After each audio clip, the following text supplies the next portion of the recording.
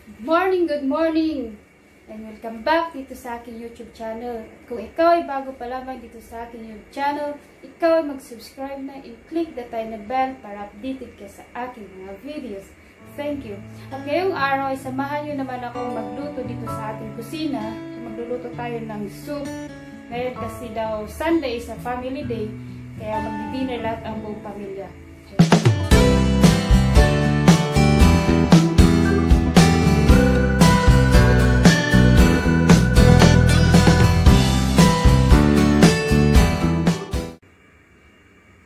So, ayan. Ito yung mga ingredients ng ating mga lulutuin kasi magluluto tayo ng fish soup. Ayan. Itong gamit kong fish, dalawang big eye ang klase po ng fish natin. Tapos, meron tayong pork dito, which is na-blanch ko na. Tapos, meron tayong onions. Tapos, ginger. Tapos, meron tayong carrots. At dito, meron tayong bean, almond seeds. Tapos, dried scallop to. Nalaglag. Dried scallop. Tapos, dito, nagpapakulo na ako ng tubig para iluto na natin yung ating sabaw. Ito. Kailangan nyo munang ipakulo yung tubig bago nyo ilagay yung mga ingredients. So, ayan, kumukulo na siya. So, kailangan na natin ilagay yung ating mga ingredients. Ilagay na natin yung carrot. Tapos itong pork. Tapos yung mga itong almonds, beans, dried scallop.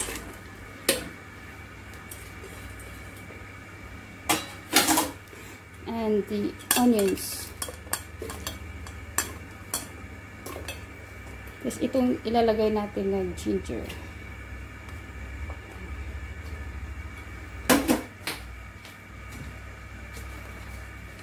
Halo.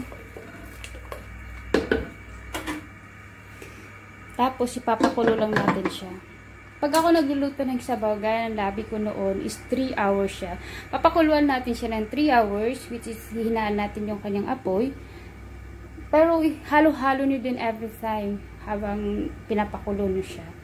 Tapos, yun yan, iluluto natin yung fish kasi kailangan natin siya munang i-fry. Kaya, ngayon, ipiprito na natin yung ating isda. Ito.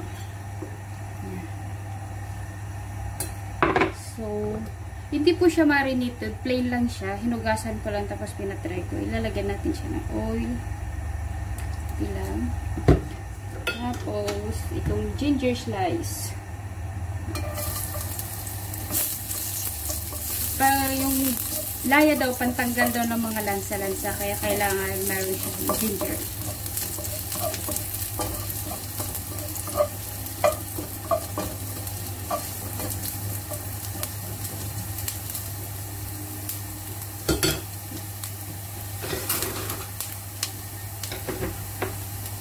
Natin ilalagay yung ating fish.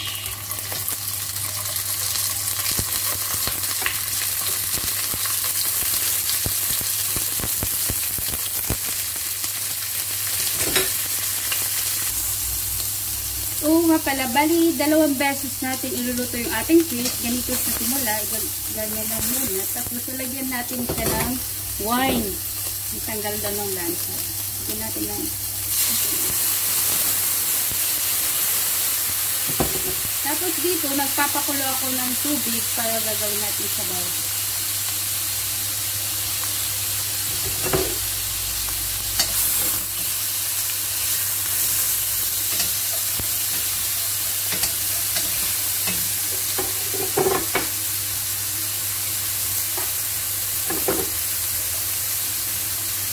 Tapos, hahanguin natin ito.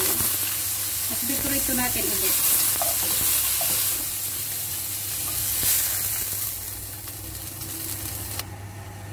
Ito, second fry. Lagyan natin ulit ng mantika.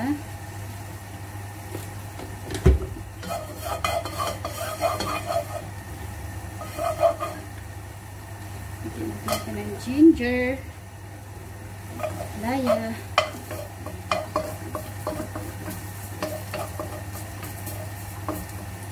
Ito kumulo na kaya patay na.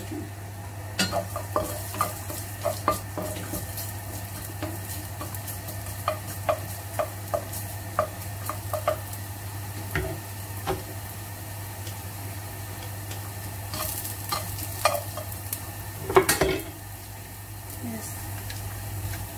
Iprito natin ulit yung isda. Bali 2 times. Ulit-ulit.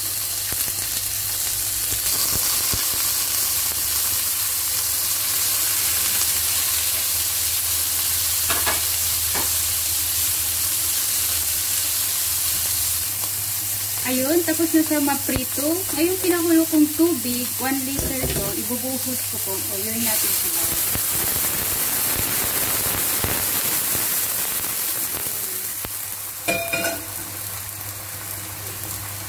Tapos, ipapakulo natin siya sa high fire hanggang kulay puti yung kanyang soup.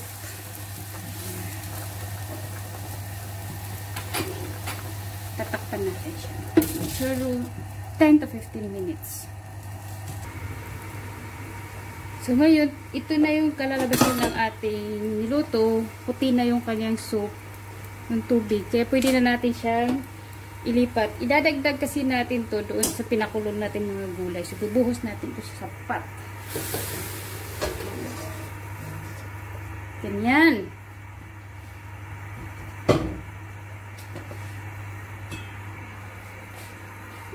Yun.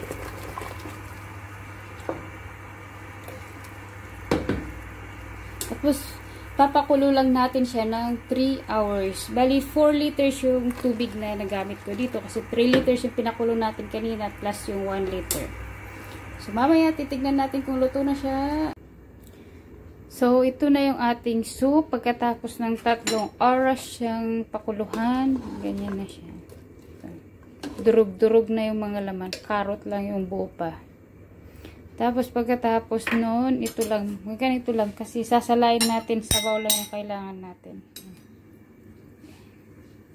Yung mga dito kinakain yung ano, sa bowl lang iniinom.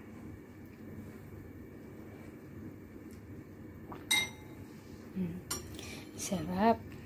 Ayan. So, that's it. It's done. Thank you for watching. Please don't forget to like, comment, subscribe. See you the next time. Bye.